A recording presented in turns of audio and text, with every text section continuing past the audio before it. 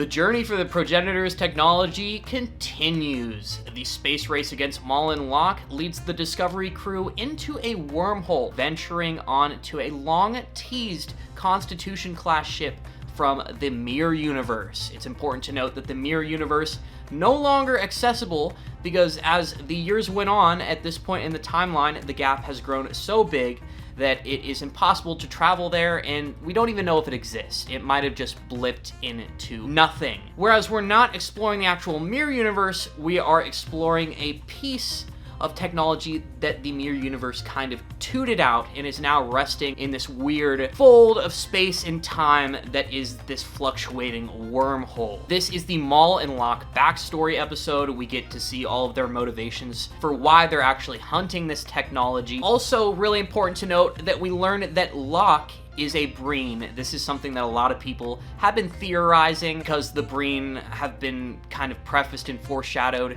to attack later on if they lose the race for this technology. The Breen have two different layers of skin. They have two faces. I have kind of mixed feelings about it. For one thing, it's amazing that we're finally getting to explore the Breen and we get to see what they look like. The space dock that Locke was on looked pretty awesome, but I just don't know if I really like Locke's design all that much. I'm way more interested with that green, gooey, phasic form that the other Breen were almost way more adamant was the superior one. Aliens often usually evolve from being a physical being to more energy beings, and maybe the Breen are just now starting to reach that. They have prejudice towards their old form, thinking that it's inferior. We kind of learn that. This episode, I feel like, was supposed to be a lot stronger than it was. It was really cool of them to use the Enterprise set from Strange New Worlds, respecting the hell out of the fact that they are actually making Star Trek on a budget,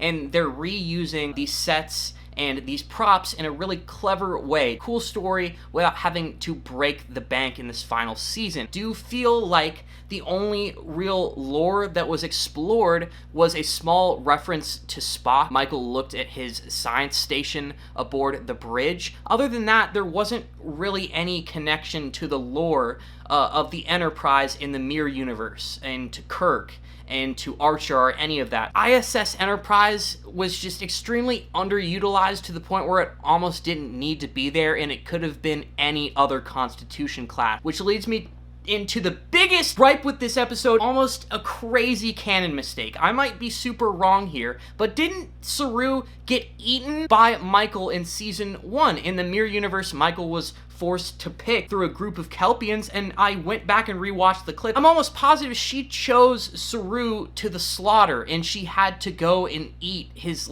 glands later, had to be spoon-fed them by Empress Georgiou. Michael and Book get to this plaque that tells the story of what happened aboard this Enterprise. Another emperor or empress came along and they tried to make reforms, but nobody liked that, so they were killed. This is Pike's Enterprise. When Michael is going to travel back to the Prime timeline through the wormhole, there is a cool Easter egg where Book is saying, are you gonna say hit it? Because this is Pike's Enterprise? But she's like, no, I'm just gonna say let's fly. That's my key phrase. That was amazing. This doesn't really make sense. For one thing, if this Enterprise was manned by a bunch of refugees and mutineers and rebels that were led by Saru, I guess, Action Saru, why does this have to be led by Saru? Star Trek universe is so big, it kind of annoys me how often Discovery, also new Star Trek, tries to tie in the small cast of existing characters like Cybok and Strange New Worlds. The fact that Michael Burnham has to be Spock's sister when he already has a weird, estranged half-brother. It makes zero sense that Saru had to be the one to free these people. Also, they say at the end of the episode that Dr. Cho and these people actually escaped to the Prime timeline, which means that that prisoner-slave version of Saru actually went and existed in the same universe as actual Saru and was just dilly-dallying around until he died. It means that the Mirror Universe Captain Pike must have sucked and he basically got beaten by a bunch of lamos. Got his ship taken, stolen. Then these refugees and these rebels trapped inside this wormhole, they took the time to design, possibly 3D print and hang on the wall a plaque of their story, which is kind of a far reach. Maybe they wanted something physical to leave behind. Why couldn't they just leave a bunch of information on the ship's computers? Obvious answer would be maybe the ship's computers could degrade and the information could be lost, but on the top of the line starship, come on, there's no way that these bozos really took the time to make this fancy looking plaque to leave behind their lore. Maul and Locke are on this whole journey to get the progenitors' tech because Locke was going to be forced to kill Maul by his Primarch Breen uncle. He didn't want to do that, so he just kind of revolted, and now he's got this Breen death mark on his head, so all the Breen are going to hunt him until the end of time. This is kind of entertaining. It's pretty cool. I love seeing the Breen. I did like the cool phasic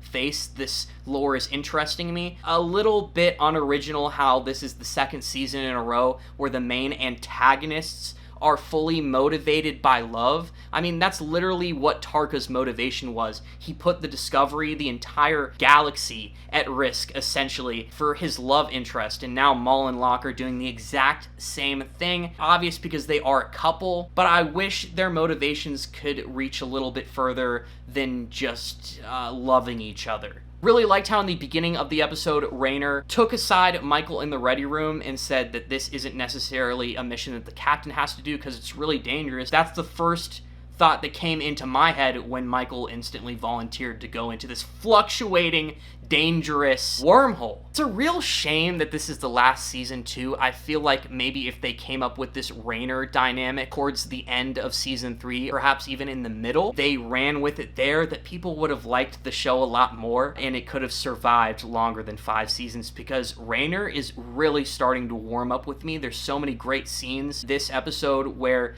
you just start to like him more. He goes to the engineers and also the bridge crew and asks them for help in finding a way to create energy to get Michael and the Enterprise out of the wormhole. That was really great. We learned about a Kelleran citrus mash, which sounds kind of delicious. It makes me want to try to create my own human version of that, where I find some exotic citrus, mash it together, and maybe make a spread. That would be fun. Kellerans also apparently boil their cakes. I think that's cool that we're learning about Kellerans. Before this season ends, maybe a trip to the planet of Kelleran would be really fun and enjoyable as well, to learn a lot more about their culture as much as we're learning about the Breen. I do not find Book's attempt to convince Maul to join their side and kind of rethink her whole adventure here to be very convincing. I was not convinced by him, so I don't really expect Maul to be either. Thought that Michael's brief conversation with Locke to be infinitely way more convincing. I think she did a lot better of a job as Captain Burnham right there. Yeah, Kelleran citrus mash, that would be good as a lingonberry sauce for a savory dish, like Swedish meatballs with mashed potatoes. I think it would be really yummy. When they're reading the plaque, Michael literally says that there are no escape pods, nothing there, and that's how the crew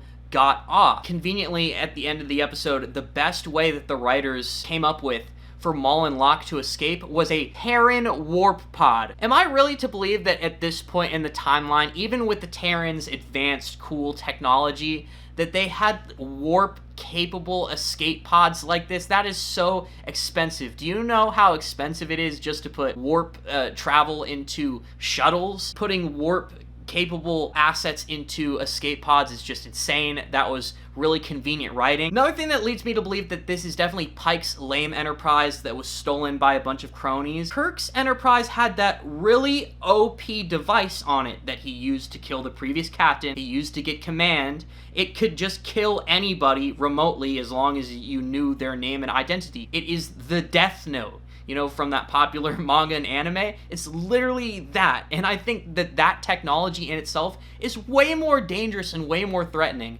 than anything that these progenitors could cook up. I feel like the fact that they failed to reference that was also a little bit of an L. Gotta be 2 different ships. Like, Pike's got his stolen, and then they made another ISS Enterprise that happens to be Kirk's. That's what I firmly believe based on the shoddy information that they came up with in today's episode. All in all, I think I'm going to give today's episode a 6 out of 10. I feel like I want to give it a 5.5 out of 10, really, because it is just good enough. I feel like with the premise that was given to us, a mirror universe enterprise, there could have been so much more tie-ins to the lore, references to Spock and Kirk events to come, or possibly even what happened with Archer on the NX-01 Enterprise, just anything like that. I feel like the whole setting was completely underutilized and we didn't get enough fun from it. This episode was teased to be something really cool, like we got to see the Enterprise coming out of a portal when it wasn't all that special, when I felt like the strongest part of the episodes happened to be with Locke and what was going on with the Breen, because that's really entertaining. I did want the Breen to be like furry Chewbacca Wookiee